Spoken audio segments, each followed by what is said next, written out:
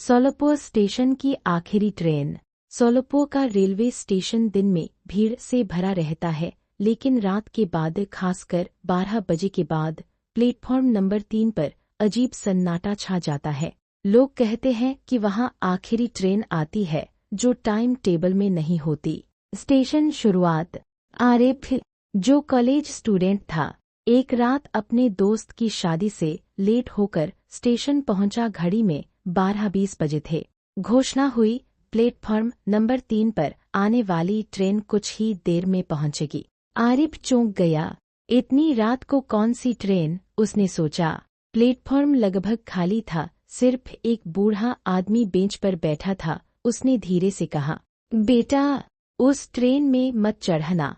आरिफ हंस दिया। क्यों बाबा? बूढ़ा बस चुप रहा। भाप इंजन लोकोमोटिव अजीब ट्रेन। कुछ ही मिनटों में धुंध के बीच से एक पुरानी काली ट्रेन प्लेटफॉर्म पर आकर रुकी। कोई शोर नहीं, कोई गार्ड नहीं, दरवाजे अपने आप खुल गए। अंदर बैठे लोग बिल्कुल चुप थे, सबके चेहरे नीचे झुके हुए। आरिफ ने सोचा शायद स्पेशल ट्रेन होगी, और वह चढ़ गया। दरवाजा बंद हुआ, ट्रेन चल पड़ी। भूत सच्चाई। ट्रेन के अंदर अजीब ठंड थी। आरिफ ने सामने बैठे आदमी से पूछा, ये ट्रेन कहाँ जाएगी? वह आदमी धीरे धीरे सिर उठाता है। उसकी आंखें पूरी सफेद थीं। पूरा डिब्बा अचानक उसकी तरफ देखने लगा। लाउडस्पीकर पर आवाज आई, अगला स्टेशन वापसी नहीं। आरिफ घबराकर दरवाजे की तरफ भागा। दरवाजा खुला, बाहर घना अंधेरा। अचानक उसे एहसास हुआ, ट्रेन पटरी पर नहीं चल रही थी, वो हवा में चल रही थी। उसे याद आया बूढ़े आदमी की बात। बहती रेत के साथ रेतगढ़ ही समय। अगली सुबह खबर आई, एक लड़का रात से गायब है। प्लेटफॉर्म नंबर 3 पर सिर्फ उसका मोबाइल मिला, जिसमें 12:20 की एक फोटो थी। उस फोटो में पीछे वही काली ट्रेन खड़ी थी, और दरवाजे पर खड़ी एक परछाई हाथ हिलाते हुए। कहते हैं, अगर कभी देर रात आप प्लेटफॉर्म नंबर 3 पर हों और बिना नाम की ट्रेन आए, तो पीछे मुड़कर मत देखना। सोलापुर का पुराना सिनेमा हॉल। सोलापुर में एक पुराना बंद पड़ा सिनेमा हॉल है। कभी वहां भीड़ लगती थी, फिल्में चलती थीं, सीटियां बजती थीं, लेकिन अब दरवाजे जंग लगे हैं, पोस्टर फटे हुए हैं, और अंदर सिर्फ धूल है। लोग कहते हैं वहां रात में अब भी आखिरी शो चलता है। क्लेपर बोर्ड जिज्ञासा। इमरान और उसके दोस्त सचिन और नदीम ने सुना कि आधी रात को उस सिनेमा के अंदर लाइट जलती है। चलो देखते हैं। इस सचिन बोला, अगर कुछ मिला तो वीडियो बना लेंगे। इमरान ने कहा। रात 12:30 बजे वे पीछे के टूटे दरवाजे से अंदर घुसे। अंदर घुप अंधेरा था, लेकिन स्क्रीन की तरफ हल्की रोशनी दिख रही थी। फिल्म खाली हॉल, चलती फिल्म। वे हॉल में पहुंचे। सामने बड़ी स्क्रीन पर एक पुरानी ब्लैक एंड व्हाइट फिल्म चल रही थी, लेकिन सीटें खाली थीं। बिजली तो कटी हुई है, फिर ये कैसे? नदीम ने फुसफुसाया। अचानक पीछे की सीट से किसी के खांसने की आवाज आई। तीनों ने पीछे मुड़कर देखा। सब खाली। ऊपर के शरीर की छायाएं, अनदेखे दर्शक। धीरे धीरे सीटों पर परछाइयां दिखाई देने लगी, जैसे लोग बैठे हों, लेकिन साफ दिख नहीं रहे। स्क्रीन पर चल रही फिल्म में एक सीन आया। 3 लड़के सिनेमा हॉल में बैठे थे। इमरान का दिल तेज धड़कने लगा। वो सीन बिल्कुल उनके जैसा था। फलन फ्लैशलाइट टॉर्च सच्चाई। अचानक स्क्रीन पर फिल्म रुक गई, और कैमरा जूम हुआ। तीनों के चेहरों पर, जैसे कोई उन्हें देख रहा हो। हॉल में एक भारी आवाज गूंजी, शो खत्म नहीं हुआ है। सारी परछाइयां एक साथ उनकी तरफ मुड़ी। तीनों भागते हुए बाहर निकले। दरवाजा अपने आप बंद हो गया। कोहरा। अगली सुबह जब वे वापस देखने गए, अंदर सब शांत था। कोई स्क्रीन नहीं चल रही थी, लेकिन दीवार पर एक नया पोस्टर लगा था। आज रात 12:30 नया शो। और पोस्टर में 3 लड़कों की धुंधली तस्वीर थी। कहते हैं, अगर कभी उस पुराने सिनेमा हॉल के पास से गुजरते हुए तुम्हें हल्की फिल्मी आवाज सुनाई दे, तो अंदर मत जाना, क्योंकि कुछ शो सिर्फ दर्शकों को ढूंढते हैं मूवी नया। सोलुपो के साथ रास्ता की लाल बत्ती। सोलुपो का साथ रास्ता चौराहा दिन में हमेशा ट्रैफिक से भरा रहता है, लेकिन रात 2 बजे के बाद वहाँ एक अजीब बात होती है। लोग कहते हैं जब पूरा चौराहा खाली हो तब भी सिग्नल की लाल बत्ती अपने आप जलती है। ट्रैफिक लाइट, ऊर्ध्वाधर यातायात संकेत। आधी रात साहिल अपने दोस्त आरमान के साथ बाइक से घर लौट रहा था। रात के 2:15 बजे थे, सड़कें खाली थीं। जैसे ही वे साथ रास्ता पहुंचे, सिग्नल अचानक लाल हो गया। अरे, कोई गाड़ी ही नहीं है, आरमान बोला। साहिल ने हंसते हुए कहा, चल निकलते हैं। लेकिन जैसे ही उसने बाइक आगे बढ़ाई, इंजन बंद। दोनों ने एक दूसरे को देखा। आंखें सड़क के बीच। चौराहे के ठीक बीच में एक आदमी खड़ा था। सफेद शर्ट, काली पैंट, चेहरा धुंधला। वह हाथ से रुकने का इशारा कर रहा था। ये ट्रैफिक पुलिस है क्या? आरमान फुसफुसाया। साहिल ने हॉर्न बजाया। आदमी धीरे धीरे उनकी तरफ मुड़ा। उसका चेहरा पूरा जला हुआ था। बढ़ा लाल गोला, लाल बत्ती का राज। सिग्नल की लाल रोशनी और तेज हो गई। हवा एकदम ठंडी। वह आदमी धीरे धीरे पास आने लगा।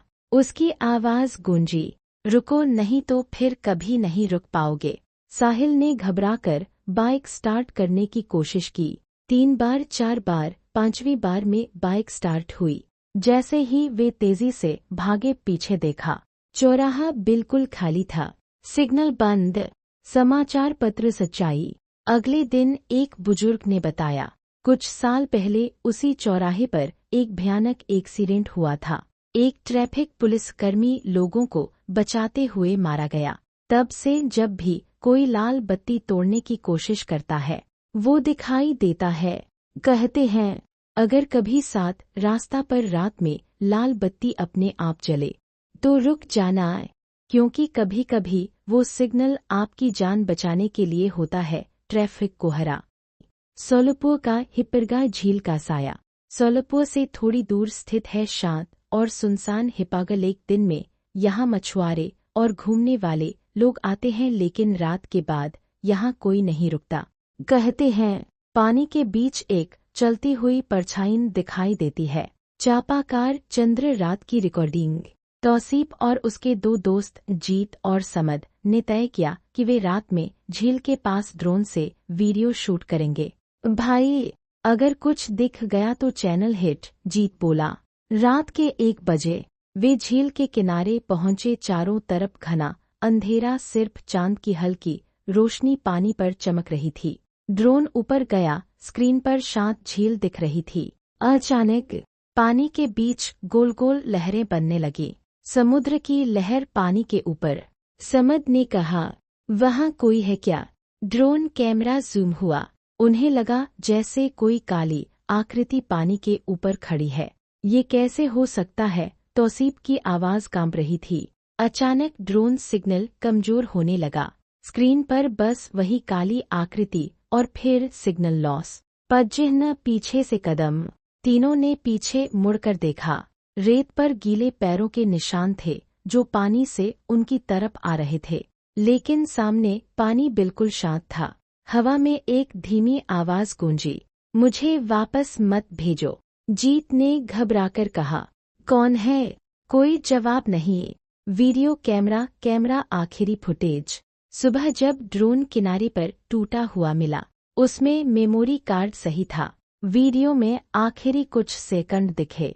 काली आकृति धीरे धीरे ड्रोन की तरफ बढ़ रही थी और जैसे ही कैमरा करीब आया, उसका चेहरा पानी जैसा लहराता हुआ था, बिना आंखों के। Screen black. कहते हैं, कई साल पहले झील में एक नाव पलट गई थी।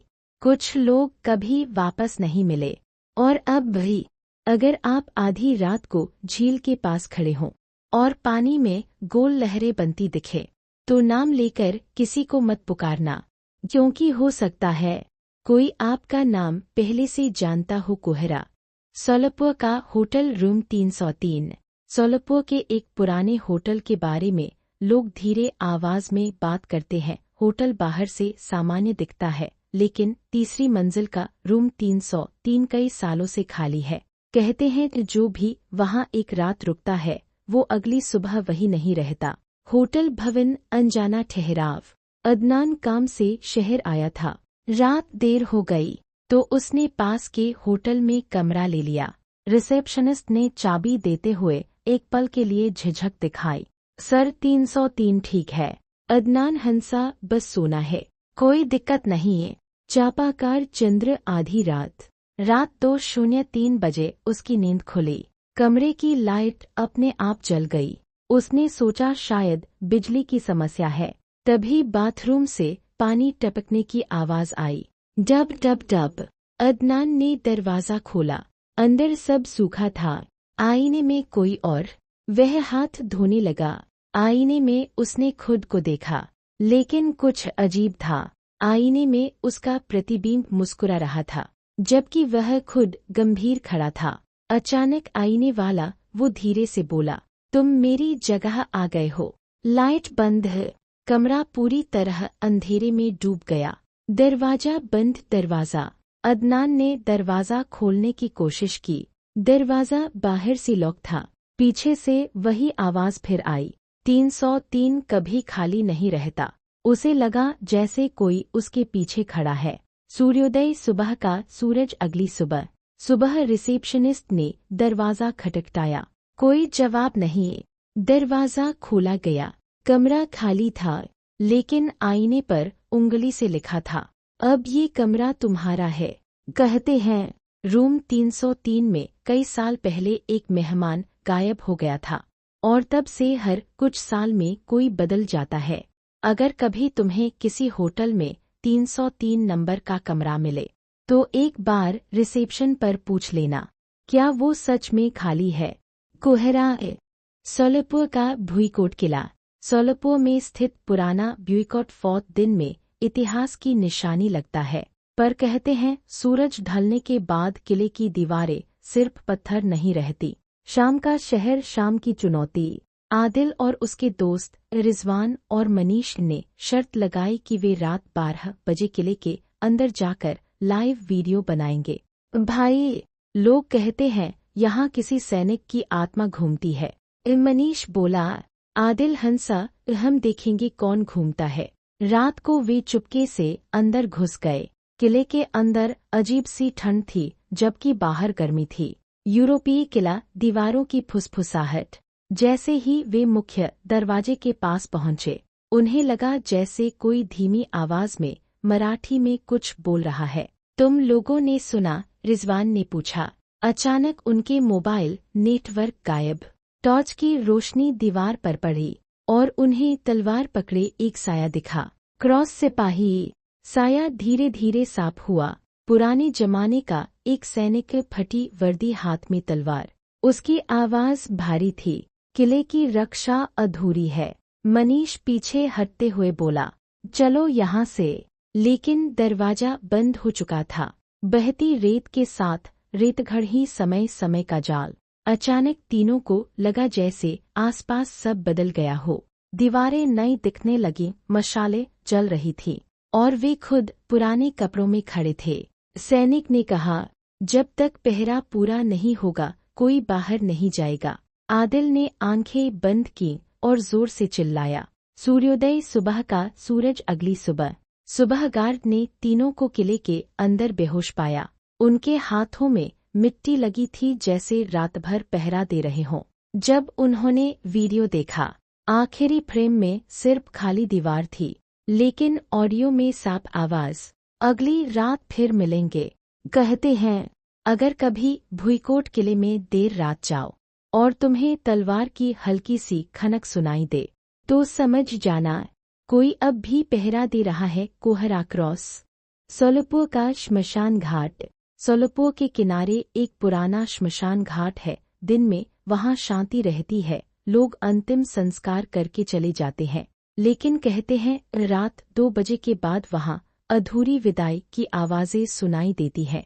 चापाकार चंद्र चुनौती। फैसल और उसके दोस्त राहुल और समीर ने शर्त लगाई कि वे रात में श्मशान के पास जाकर वीडियो बनाएंगे। भाई, डरने की क्या बात है, राहुल बोला। समीर ने हंसते हुए कहा, चल देखते हैं कौन है वहाँ। रात 1:45 बजे वे अंदर पहुंचे। चारों तरफ राख, पुराने पेड़ और ठंडी हवा। आग बुझी चिता की लौ। अचानक उन्हें दूर एक जगह हल्की सी आग जलती दिखी। किसी का संस्कार अभी हुआ होगा, ए फैसल ने कहा। लेकिन जैसे ही वे पास गए, वहाँ कोई लकड़ी नहीं थी, बस राख और उसके ऊपर अपने आप जलती छोटी सी लौ। हवा एकदम बंद हो गई। पदचिह्न कदमों की आवाज, पीछे से पायल जैसी आवाज आई। तीनों ने मुड़कर देखा। सफेद कपड़ों में एक औरत खड़ी थी। उसका चेहरा साफ नहीं दिख रहा था। उसने धीमी आवाज में कहा, मेरी विदाई पूरी नहीं हुई। राहुल के हाथ से मोबाइल गिर गया। कोहरा आखिरी पल। अचानक चारों तरफ धुआं फैल गया। तीनों को लगा जैसे कोई उनके आसपास घूम रहा हो। समीर ने आंखें बंद कर ली। जब उन्होंने फिर से देखा, वो औरत गायब थी, लेकिन जमीन पर राख से एक शब्द लिखा था, रुको। सूर्योदय सुबह का सूरज, सुबह का सच। सुबह वे फिर वहां गए। वो जगह बिल्कुल साफ थी, न कोई राख न कोई निशान। लेकिन फैसल के फोन में एक ऑडियो रिकॉर्ड हुआ था, जिसमें धीमी आवाज आ रही थी, अधूरी विदाई।